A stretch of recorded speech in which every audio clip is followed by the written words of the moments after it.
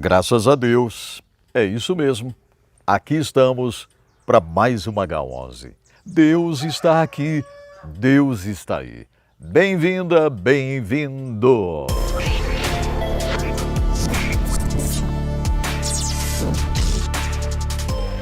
Nós estamos vivendo episódios reavivantes e alguns desses episódios estão sendo produzidos aqui, exatamente na roça.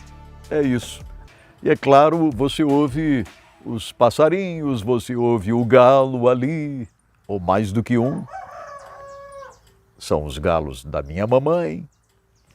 E você ouve o que mais? Pode até ouvir as vacas também. É neste lugar aqui que eu nasci, que eu trabalhei, é aqui que vive a minha mamãe.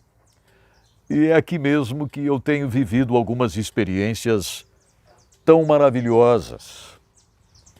Experiências que têm me ajudado a ir em frente e ajudar, sim, ajudar a transformar pessoas por esse Brasil afora e pelo mundo afora. Então, por isso eu digo, é muito bom estar aqui.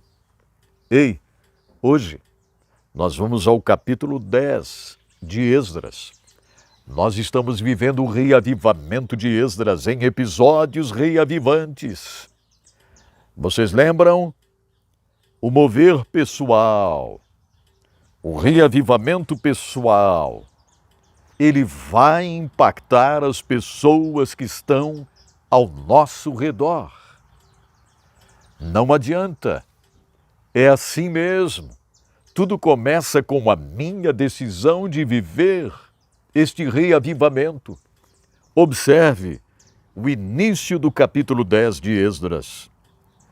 Enquanto Esdras estava orando e confessando, chorando, prostrado diante do templo de Deus, uma grande multidão de israelitas, homens, mulheres e crianças, reuniram-se em volta dele.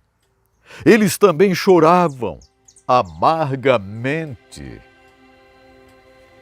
Se isso não for um reavivamento, o que será então? Gente, que coisa mais tremenda! Se isso aqui não for um mover extraordinário do céu. E tudo começa com a decisão de Esdras. Esdras que elabora um plano sistemático de arrependimento. Esta é a chave. É a chave que abre a porta para um grande reavivamento. É este plano sistemático de arrependimento que vai mover a mão de Deus. O coração do povo vai quebrantar-se. É isso que estamos vendo agora, aqui no início do capítulo 10, no verso 1. No verso 1, interessante, né? Ele termina com isso aqui, ó. Eles, o povo de Israel, os homens, mulheres e crianças que reuniram-se em volta de Esdras, que estava orando, confessando e chorando, prostrado, eles também começaram a chorar amargamente.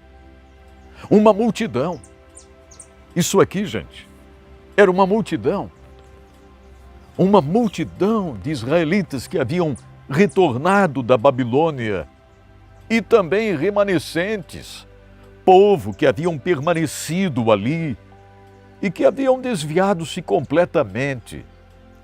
Inclusive, há uma possibilidade de estes que haviam permanecido em Jerusalém terem matado a pedradas o profeta Jeremias. Isso pode ter acontecido mesmo, porque o livro de Jeremias, vocês sabem, ele acabou de uma forma abrupta. Não o livro, mas as palavras de Jeremias, elas acabam de uma forma abrupta. E então o escriba que trabalhava com Jeremias finaliza o livro. Então, historiadores, estudantes dizem que possivelmente Jeremias tenha sido apedrejado até a morte por este remanescente que tinha permanecido em Jerusalém. Aonde eles chegaram? Aonde chegaram? Observe, a ponto de apedrejarem o profeta Jeremias até a morte. E agora, depois de anos de exílio, Esdras está prostrado. Isso aqui, gente, é um roteiro pronto para um grande filme, para uma história tremenda que não vai sair da cabeça de um escritor, de um roteirista, mas é uma história que está registrada aqui na palavra de Deus. Aqui está. Aqui está. Esdras orando, você consegue contemplar isso? Na frente do templo, confessando, chorando, prostrado diante do templo de Deus. E agora o povo cerca e começa a chorar amargamente. Então Secanias, filho de Jeiel, um dos descendentes de Elão, disse a Esdras: fomos infiéis ao nosso Deus quando nos casamos com mulheres estrangeiras, procedentes dos povos vizinhos. Mas apesar disso, ainda há esperança para Israel. Ouça, Deus está usando alguém para falar com Esdras. Deus sempre vai usar alguém com uma palavra. Creia, Deus sempre vai usar alguém. O próprio Esdras estava carente de ouvir uma palavra. Esdras precisava ouvir Deus. E Deus usa Secanias, filho de Jeiel. Apesar disso, Esdras, ainda há esperança para Israel. Isso aqui significa, minhas queridas e meus queridos, que ainda há esperança. Ainda há esperança. Olha só, façamos agora um acordo diante do nosso Deus. Façamos um acordo diante do nosso Deus. É isso mesmo.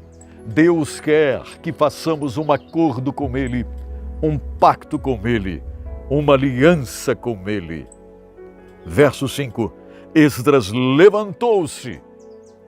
Depois desta palavra, Esdras levantou-se e fez os sacerdotes principais, os levitas e todo Israel, jurarem que fariam o que havia sido sugerido. E eles juraram. Então Esdras retirou-se de diante do templo de Deus e foi para o quarto de Joanã, filho de Eliasibe. Enquanto esteve ali, Esdras não comeu, nem bebeu nada, e ficou lamentando a infidelidade dos exilados.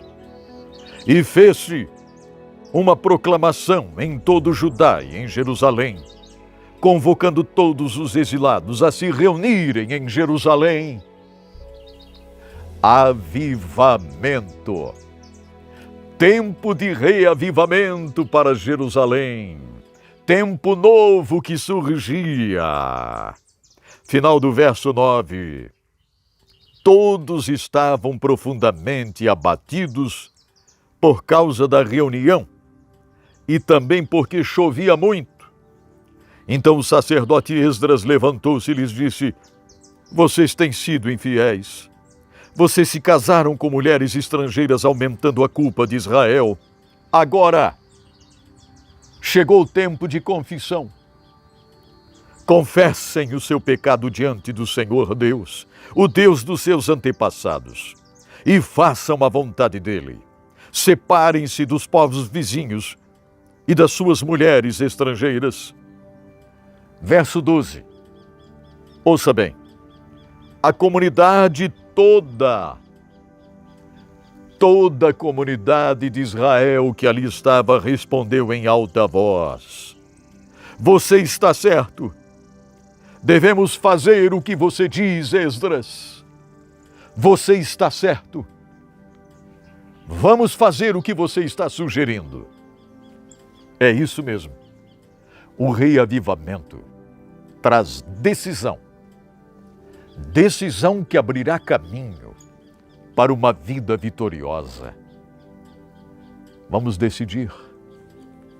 Decidir como o povo de Israel decidiu juntamente com Esdras. alguma coisa extraordinária irá acontecer. Este capítulo 10 é formidável. Assim a gente vai encerrando aqui estes episódios reavivantes no que se refere a Esdras, porque ainda temos muita coisa pela frente, mas o reavivamento de Esdras tem essa conclusão maravilhosa. E eu digo o seguinte, chuva e fogo, porque começa a chover muito, a estação das chuvas tinha começado. O verso 13 diz: há muita gente aqui, esta é a estação das chuvas, por isso não podemos ficar do lado de fora. Além disso, essa questão não pode ser resolvida em um dia ou dois, pois foram muitos os que assim pecaram. Que os nossos líderes decidam por toda a Assembleia, depois que cada homem de nossas cidades que se casou com mulher estrangeira venha numa data marcada, acompanhado dos líderes e juízes de cada cidade, para que se afaste de nós o furor da ira de nosso Deus. Por causa desse pecado, o tempo novo estava chegando. Chuva e fogo, chuva do céu e fogo do altar de Deus, para incendiar os corações do povo de Israel. E assim nós finalizamos aqui este reavivamento de Esdras, pedindo ao Senhor que nos leve a esse entendimento maravilhoso de que precisamos viver este mesmo mover de Deus para as nossas vidas. Obrigado, Senhor, porque estudamos Esdras. Obrigado, Senhor, pelo reavivamento de Esdras. Muito obrigado, meu Pai, pela experiência tão boa que nós tivemos estudando Esdras. Queremos viver experiências poderosas como estas. Ajude-nos, Senhor, a embrenharmos por um novo caminho, uma nova jornada. Pai, em nome de Jesus. Amém. Deus abençoe você.